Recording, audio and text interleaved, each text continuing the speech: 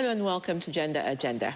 Now, all over the world, the campaign theme for this year's International Women's Day, Give to Gain, continues to resonate.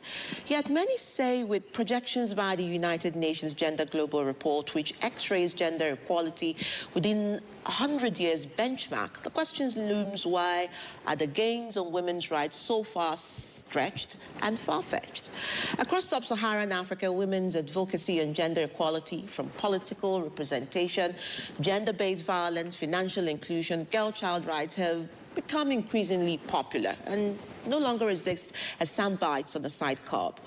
With countries like Senegal, South Africa, Rwanda holding the gender Olympian torch, there is still hope that perhaps other countries will follow suit, like Comoros, Somalia, Nigeria most intrinsically.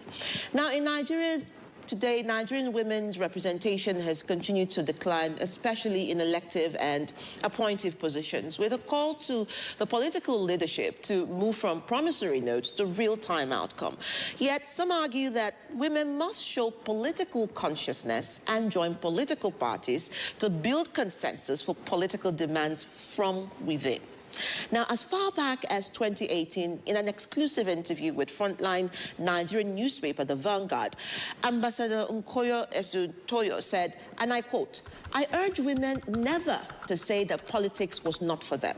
This quote reflects Toyo's long-standing advocacy for women's political participation and leadership in Nigeria, emphasizing that women must actively claim their place in governance and decision-making.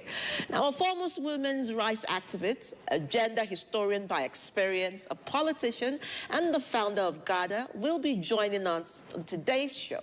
And we'll be having a conversation on the women's rights movement, the given and the gains, how far, so far, and then look ahead. Please remember, for partnership and to join the conversation, do send us feedback, eyewitness reports to our email, axgenderagenda@gmail.com, and of course, WhatsApp us on the number on your screen, 08125257477, and follow us on all our trends on our website, www.genderagenda.live. I am Adora Sydney Jack. The conversation begins in earnest. We will be right back.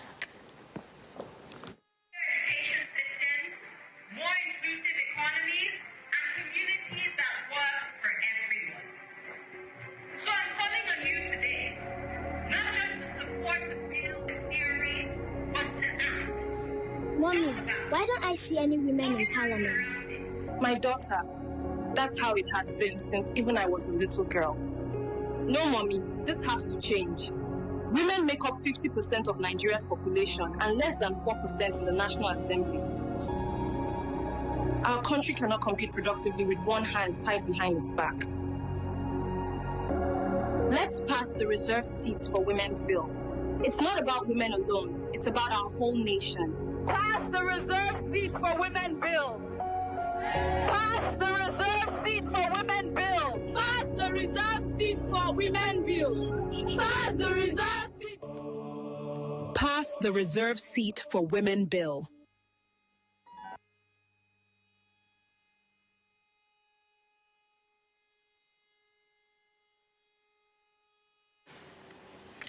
Well, thank you for staying with us. And now we welcome our guest to the show. And here she comes, absolutely resplendent. Good evening, ma'am. It's great to see you. Thank you so much. And happy International Women's Day. Please do sit down. Thank you, thank you. Thank you. And so the journey continues. I mean, one would say the commemoration of the International Women's Day is just one day in a calendar year for us to remember. But all through the year, there has been conversations, there have been advocacies. Nigeria, for instance, was in the front of the news for the demand for the passage of the reserved seats for women's bill. But let's take it into the backgrounding first.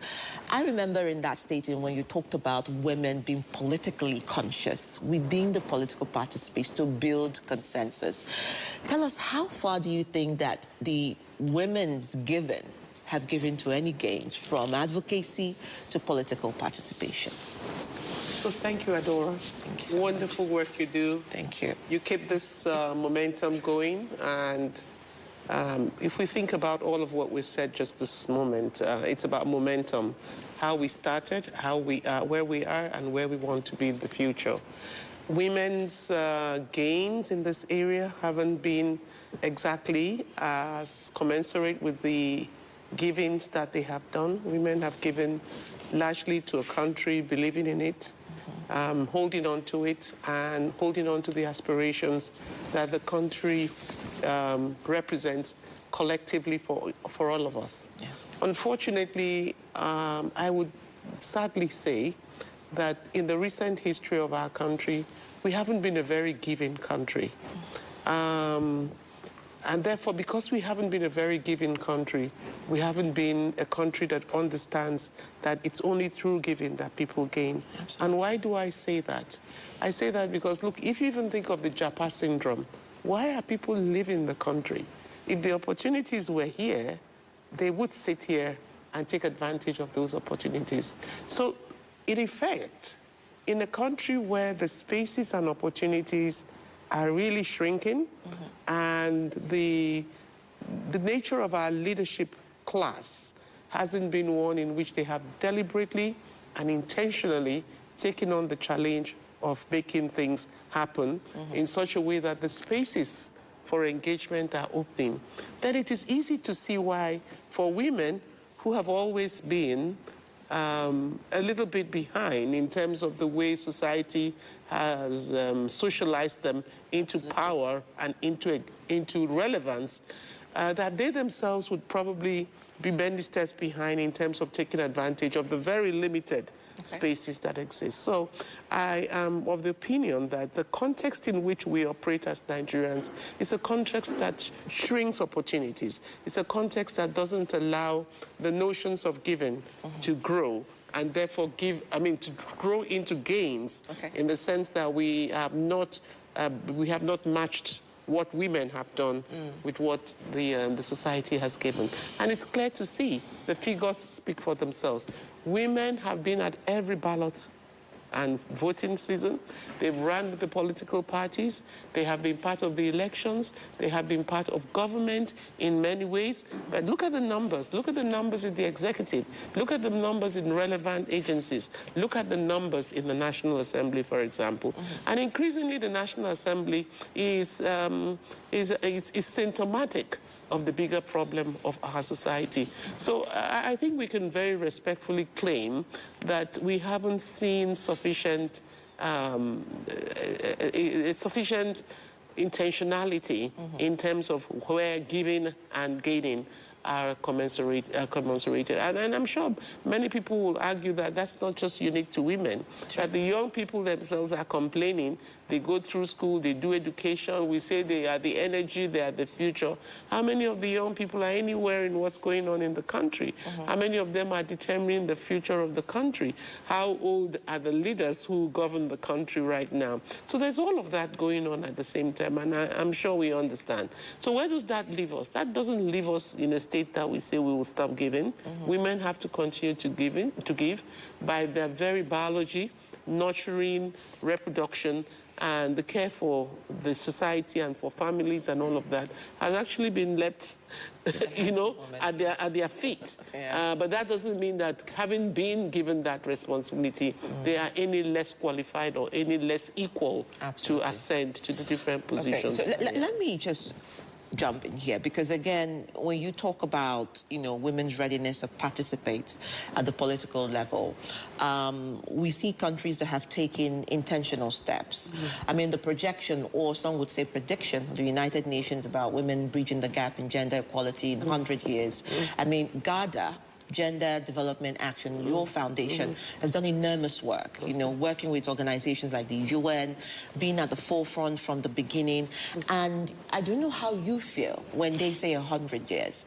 But then when you evaluate other countries in Africa, for instance, in Kenya, Kenya was able to look at the 2010 constitution to review a 47, seats for women's parliament participation at that level. And we saw a lot more women emerge as governors in their last election, emerge as parliamentarians.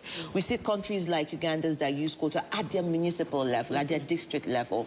And so some would say, is it enough to say women are not coming into the political space, be it so the political parties, or for Nigeria, is it the lack of political will by the political parties? Because again, we see a lot of women come out during the primaries, but don't emerge. So what could be the problem?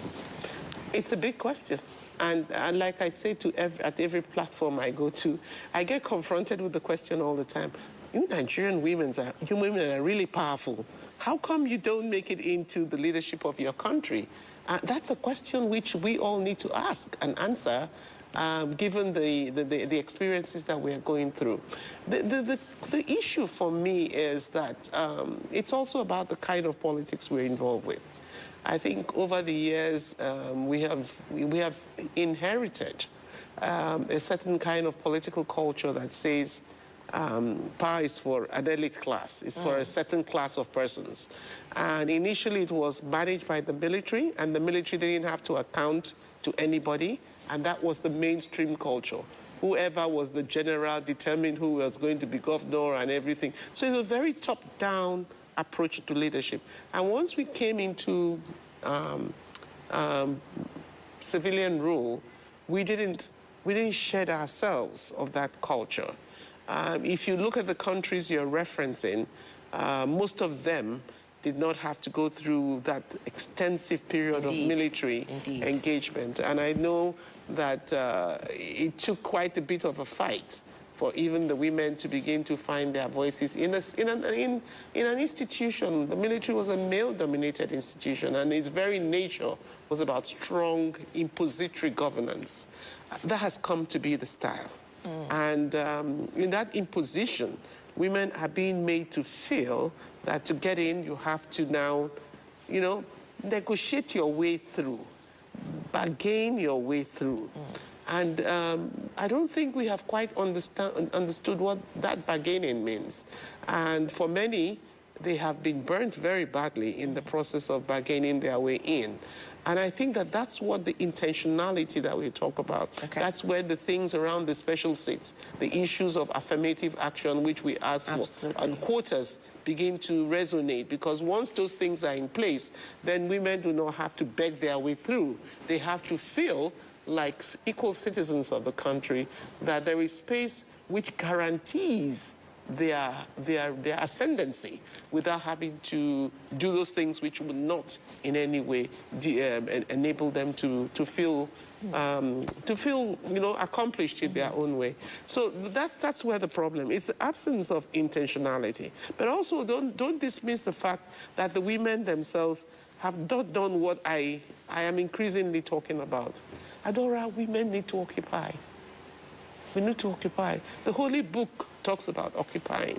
We need to occupy. And what do I mean by occupying? The only way those spaces which you were not in begin to open up is when more people get into those spaces and hold on to those spaces. The spaces are not only about the elected representatives. Okay. The spaces about the party structure, where decisions are made. For many years, how many? Now we are 27 years of democratic.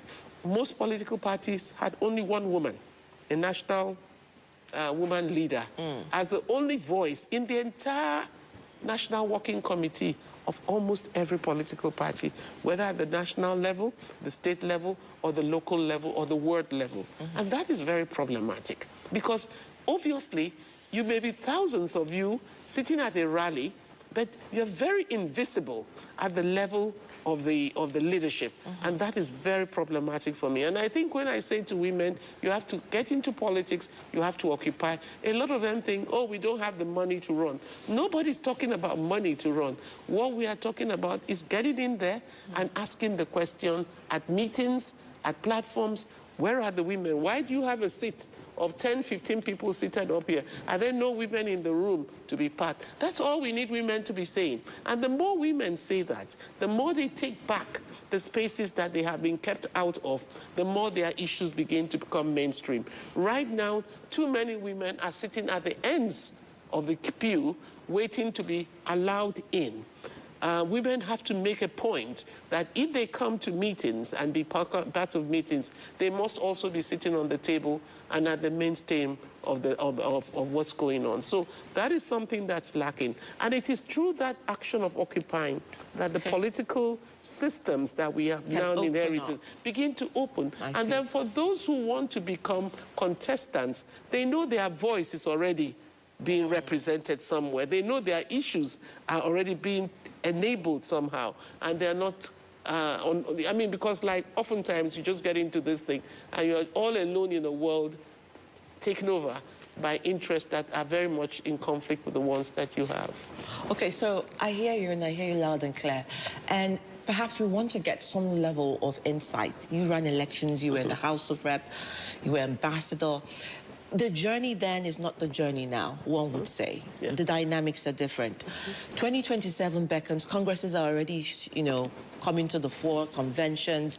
And, you know, I begin to think about, you know, maybe back in history, when we look at women leaders who led the way across the world, Indira Gandhi, Margaret Thatcher, first Iceland female president, you know, Finetero, Finabotagote. There's so many of them that gives us, you know, comparative research review material. But in Africa, it's different. In Nigeria, it is dynamic. We're going to 2027. Your journey as first a parliamentarian, how you got in, and the journey that needs to be done now. In comparison, what must be different for women? I mean, outside joining the political parties, there's also this dynamism about the person who allows you to occupy space, the godfathers of the space. How do you negotiate your way in? How is that important, and what must be done to break that barrier, if it must? Well, fortunately for us as a country, the desperation, there is a certain desperation for power.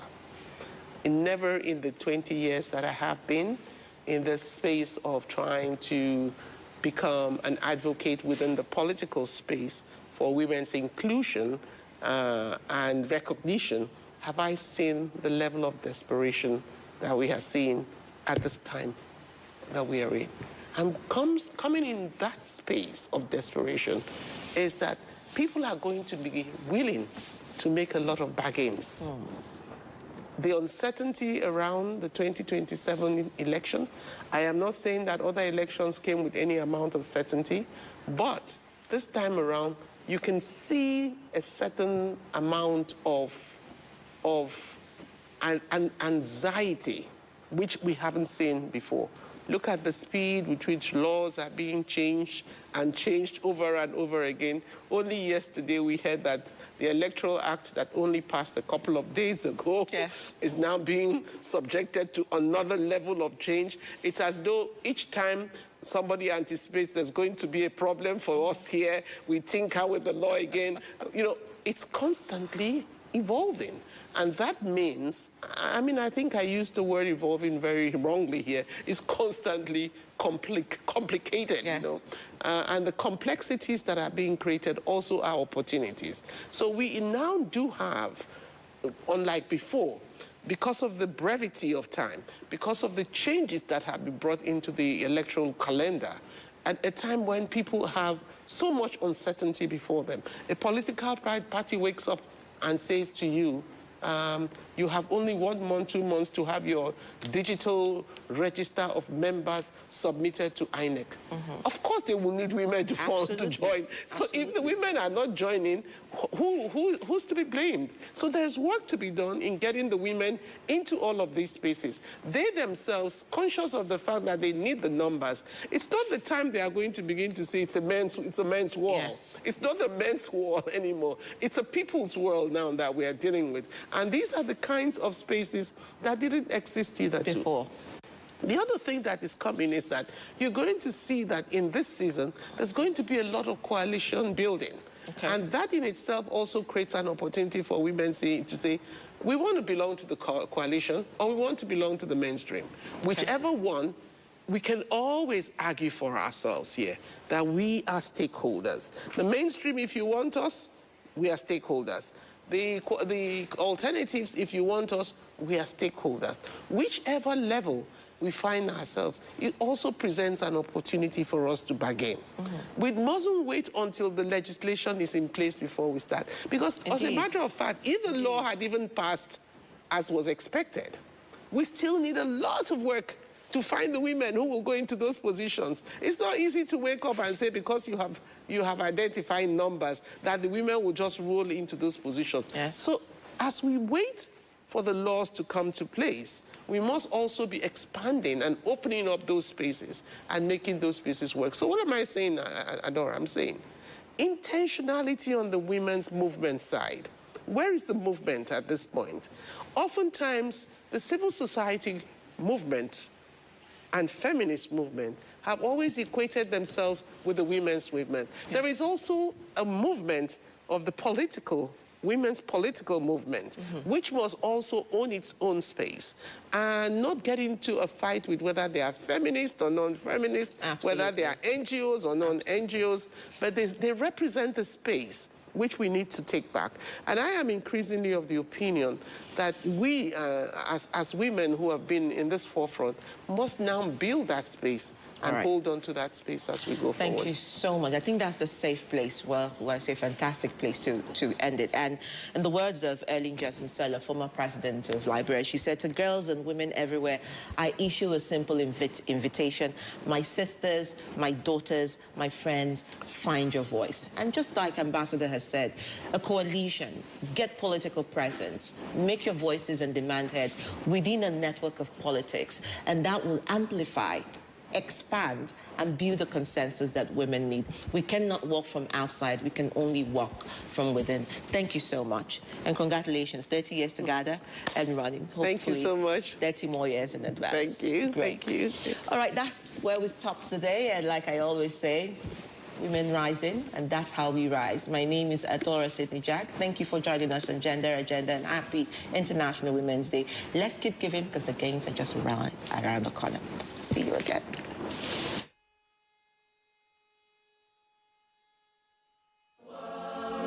Women are longing to be free, no longer in the shadows, forced to stay behind, but side by side in true equality. So sing a song for women everywhere. Let it ring around the world and never, never cease. So sing a song for women everywhere. Equality, development, and peace.